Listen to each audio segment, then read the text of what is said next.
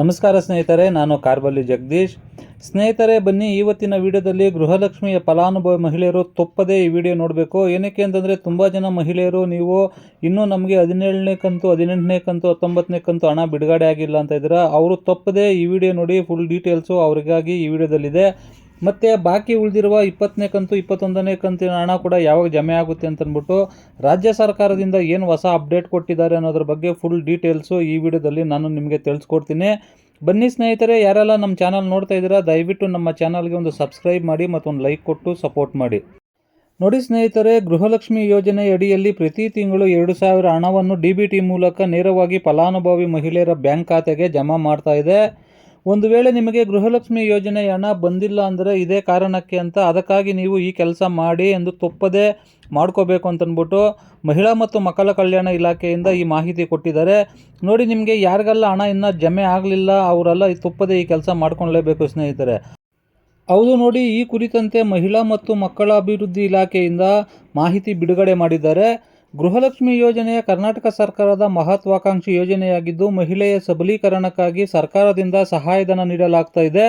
ನೋಡಿ, ನಿಮ್ಗೆಲ್ಲರಿಗೂ ಗೊತ್ತಿದೆ, ತುಂಬ ಜನಕ್ಕೆ ಪ್ರತಿ ಕಂತು ಯಾವುದೇ ತೊಂದರೆ ಆಗದಿರ ಎಲ್ಲ ಖಾತೆಗೆ ಹಣ ಜಮೆ ಆಗ್ತಾ ಇದೆ. ಆದರೆ ತುಂಬ ಜನಕ್ಕೆ ಹಣ ಜಮೆ ಆಗ್ತಾ ಇಲ್ಲ ಅಂತಂದ್ಬಿಟ್ಟು ಮಾಹಿತಿಗಳು ಬರ್ತಾ ಇದ್ದಾವೆ ಸ್ನೇಹಿತರೆ. ಅದರಿಂದನೇ ಸರ್ಕಾರದವರು ಎಚ್ಚೆತ್ತುಕೊಂಡು ಮಹಿಳಾ ಮತ್ತು ಮಕ್ಕಳ ಕಲ್ಯಾಣ ಇಲಾಖೆಯಿಂದನೇ 2,000 ಹಣ ಯಾರ್ಯಾರು ಬ್ಯಾಂಕ್ ಖಾತೆಗೆ ಜಮೆ ಆಗ್ತಾ ಇಲ್ಲ ಅವರು ಮಾಡಬೇಕಾಗಿರೋ ಏನು ಕೆಲಸ ಮಾಡಬೇಕು ಅನ್ನೋದ್ರ ಬಗ್ಗೆ ಫುಲ್ ಡೀಟೇಲ್ಸ್ ಆಗಿ ನಿನ್ನೆ ಸುದ್ದಿಗೋಷ್ಠಿಯಲ್ಲಿ ಮಹಿಳಾ ಮತ್ತು ಮಕ್ಕಳ ಕಲ್ಯಾಣ ಇಲಾಖೆ ಸಚಿವರಾದ ಮೇಡಮ್ ಲಕ್ಷ್ಮೀ ಹೆಬ್ಬಾಳ್ಕರ್ ಅವರೇ ಕೊಟ್ಟಿದ್ದಾರೆ.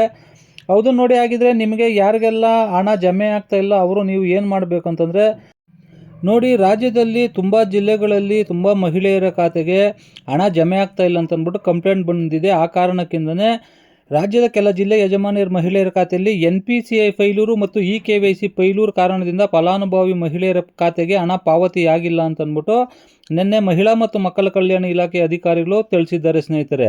ಹಾಗಿದ್ರೆ ನೀವು ಏನು ಮಾಡಬೇಕಂತ ನೋಡೋದಾದರೆ, ಹೀಗಾಗಿ ಯಜಮಾನಿ ಮಹಿಳೆಯರು ಹತ್ತಿರದ CDPO ಕಚೇರಿಗೆ ಹೋಗ್ಬೇಕು ನೀವು. ಹೌದು ಸ್ನೇಹಿತರೆ, ನೋಡಿ, CDPO ಕಚೇರಿಗೆ ಹೋಗಿ ಸ್ಟೇಟಸ್ನ ಚೆಕ್ ಮಾಡಿಸಿ.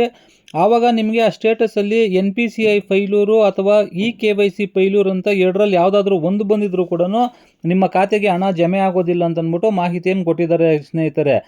ನೀವು ಹೋಗಿ ಚೆಕ್ ಮಾಡಿಸಿದಾಗ ಈ ಫೈಲೂರ್ ಅಂತ ಏನಾದರೂ ಬಂದರೆ, EKYC ಇಲ್ಲ NPCI ಫೈಲೂರ್ ಅಂತ ಬಂದರೆ ಕೂಡಲೇ ನೀವು ನಿಮ್ಮ ದಾಖಲೆಗಳನ್ನು ಅಂದರೆ bank passbook, ration card, mobile link ಆಗಿರುವ Aadhaar card plus mobile number ಎಲ್ಲವನ್ನು ತಗೊಂಡು ನೀವು ಬ್ಯಾಂಕಲ್ಲಿ ಹೋಗಿ NPCI ಮತ್ತು EKYCಯನ್ನು ಕರೆಕ್ಟಾಗಿ ರಿಜಿಸ್ಟರ್ ಮಾಡ್ಕೊಬಂದರೆ ಬಾಕಿ ಉಳಿದಿರುವ ಎಲ್ಲ ಹಣವನ್ನು ನಿಮ್ಮ ಖಾತೆಗೆ ಜಮೆ ಆಗುತ್ತೆ ಅಂದ್ಬಿಟ್ಟು ಮಹಿಳಾ ಮತ್ತು ಮಕ್ಕಳ ಕಲ್ಯಾಣ ಇಲಾಖೆ ಸಚಿವರಾದ ಮೇಡಮ್ ಲಕ್ಷ್ಮೀ ಹೆಬ್ಬಾಳ್ಕರ್ ಅವರು ಮಾಹಿತಿ ಕೊಟ್ಟಿದ್ದಾರೆ ವೀಕ್ಷಕರೇ. ಹೌದು ನೋಡಿ, ಹಾಗಿದ್ರೆ ನೀವು ಯಾರೆಲ್ಲ ನಿಮ್ಮ ಖಾತೆಗೆ 17ನೇ ಕಂತು, 18ನೇ ಕಂತು ಹಣ ಇನ್ನೂ ಜಮೆ ಆಗಿಲ್ಲ ಅಂತಂತೀರಾ, ದಯವಿಟ್ಟು ನೀವು ಹೋಗಿ ಆದಷ್ಟು ಬೇಗ ಇದನ್ನು ಚೆಕ್ ಮಾಡಿಸ್ಕೊಳ್ಳಿ. ಏನಕ್ಕೆ ಅಂತಂದರೆ, ನೋಡಿ, NPCI ಫೈಲೂರು, EKYC ಫೈಲೂರು ಅಂತಂದ್ಬಿಟ್ಟು ಸುಮಾರು ಜಿಲ್ಲೆಗಳಲ್ಲಿ ಕಂಪ್ಲೇಂಟ್ಸ್ ಬಂದಿದೆ ನಮಗೆ ಅಂತಂದ್ಬಿಟ್ಟು ಮಹಿಳಾ ಮತ್ತು ಮಕ್ಕಳ ಕಲ್ಯಾಣ ಇಲಾಖೆ ಸಚಿವರು ಹೇಳಿದ್ದಾರೆ. ಹಾಗಾಗಿ ನೀವು ಅದನ್ನು ಚೆಕ್ ಮಾಡಿಸ್ಕೊಳ್ಳಿ. ಮತ್ತು ಬಾಕಿ ಉಳಿದಿರುವ ಹಣವನ್ನು ನೋಡಿ ಆದಷ್ಟು ಬೇಗ ನಾವು ಎಲ್ಲ ಗೃಹಲಕ್ಷ್ಮಿಯ ಫಲಾನುಭವಿ ಮಹಿಳೆಯರ ಖಾತೆಗೆ ಹಣ ಜಮೆ ಮಾಡ್ತೀವಿ. ಹಣಕಾಸು ಇಲಾಖೆಯಿಂದ ಮಹಿಳಾ ಮತ್ತು ಮಕ್ಕಳ ಕಲ್ಯಾಣ ಇಲಾಖೆ ಅಭಿವೃದ್ಧಿಗೆ ಹಣ ವರ್ಗಾವಣೆ ಆಗಿದೆ ಅಂತಂದ್ಬಿಟ್ಟು ಕೂಡ ಮಾಹಿತಿ ಕೊಟ್ಟಿದ್ದಾರೆ. ನೋಡಿ, ಹಾಗೆ ಈ ತಿಂಗಳಲ್ಲಿ ಸುಮಾರು ಮಹಿಳೆಯರ ಖಾತೆಗೆ ನಾವು 4,000 ಹಣ ಜಮೆ ಮಾಡಿದ್ದೀವಿ. ಬಾಕಿ ಉಳಿದಿರುವ ಇನ್ನು ಒಂದು ಕಂತಿನ ಹಣ ಮಾತ್ರ ನಾವು ಬಿಡುಗಡೆ ಮಾಡಬೇಕು. ಈ ಹಣವನ್ನು ಕೂಡ ನಾವು ಆದಷ್ಟು ಬೇಗ ಈಗಲೇ ಪ್ರೋಸೆಸಿಂಗ್ ಸ್ಟಾರ್ಟ್ ಆಗಿ ಎಲ್ಲರ ಖಾತೆಗೆ ನಾವು ಜಮೆ ಮಾಡ್ತೀವಿ ಅಂತಂದ್ಬಿಟ್ಟು ಮಾಹಿತಿ ಕೊಟ್ಟಿದ್ದಾರೆ ವೀಕ್ಷಕರೇ.